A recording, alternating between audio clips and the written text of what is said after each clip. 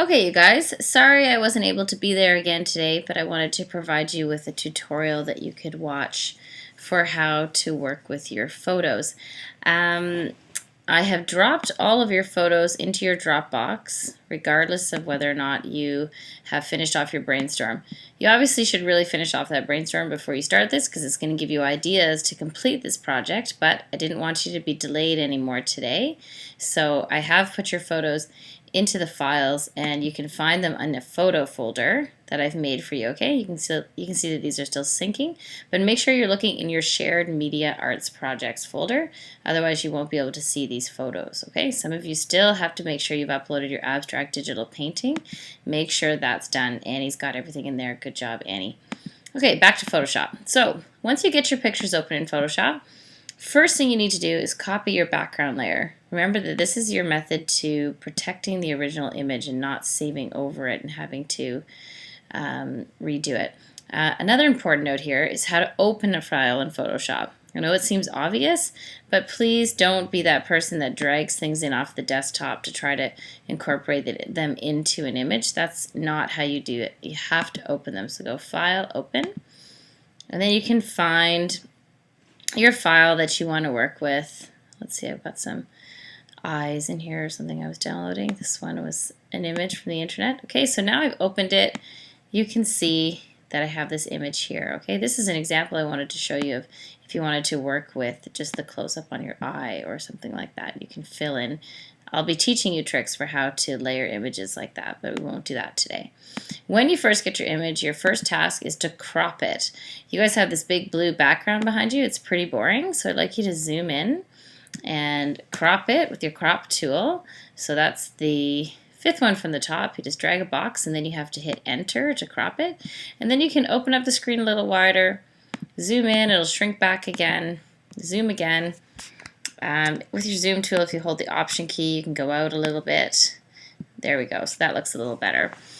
So the first thing I want you to do is using your brainstorm about what shape you decided you were. I want you to take either the elliptical marquee, the rectangular marquee, the polygon lasso, or the regular lasso tool, and create a series of selections using shapes to work with your face, first of all. So remember in your brainstorm you picked out things like color, a favorite color, or a color that represents you, a shape that represents you. I want you to use that first, and all the filters that you can find in Photoshop.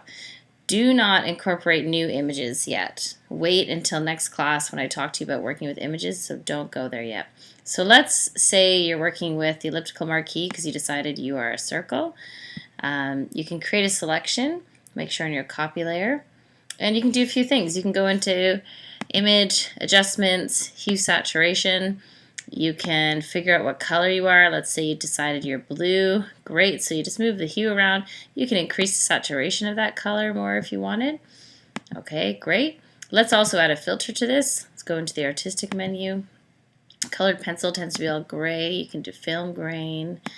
Cutout is kind of interesting. Remember that you can adjust the way the filter looks by changing all of these options over here, right? So play around with that a little bit. Let's find something we kind of like. Poster edges is kind of cool. Cool. Okay, it just looks like super magnified. So we're going to take another circle and go over top of this again. So I want you to see that we're going to filter and change the color on something that's already been filtered, but now we're going to add a different filter on top. It'll create a different effect. The shortcut for hue saturation is Command U.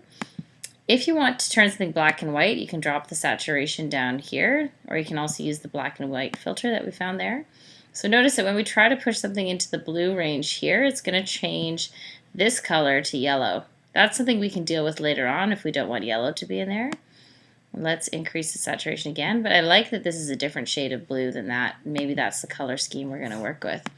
So we're going to filter again. Let's play with something different.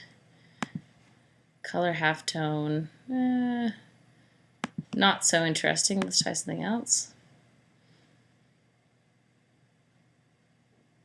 There we go. Sketching, graphic pen, note paper. This is going to make things really black and white. Ooh, halftone paper is cool. That's great. So that makes a really interesting effect. And now we've lost the color here. So here's an idea for how to put color on this. Let's take that layer. We're going to actually take this selection. We're going to copy it. So Command C. I'm going to make a new layer. Command V to paste it. So if we look down here and we hide all these things, all we have on this layer is this. We're going to lock the transparency and put a color overlay on this. So in your FX, you can go in and do a color overlay. Whoop, instant red. Obviously we don't want that, so we're going to change it to blue. Move this away so you can see what color blue you've chosen. Okay, great. Obviously we don't want it to be that dark, so you reduce the color down. So now we've taken that black and white filter that you get from that stylized section, and we've added a color overlay onto it to make it colored. Anyway, so what I want you to do today in class, since I'm not there, focus completely on just using selection tools, hue saturation adjustments, and filters to stylize your face according to the mood you're trying to create in your work. Okay, I want you to think about your personality. What are you expressing through this work? And I want you to be showing me all the cool different effects that you can create in Photoshop using filters, layer styles, colors, and selections. Okay, have fun with that. In next class, we'll look at how to manipulate images.